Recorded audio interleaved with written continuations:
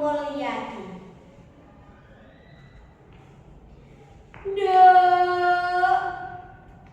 Ramamu mung bisa macul ngolah sawah seclepek, aja ngasih ucul. Senajan sliramu sarapane jangan gendul, kekarepanmu kudu luhur. Urip prihatin merga kahanan, sekolah kurang jajan.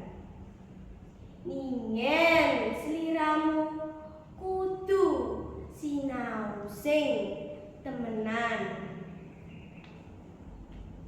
Besok gede dadi wong misuhur. Uripmu sing gemi nastiti ngati-ati.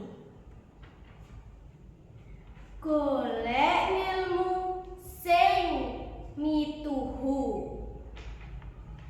Aja gugu karepe nepsu. Bakal keduwong besok uripmu. Jaman besok bakale beda.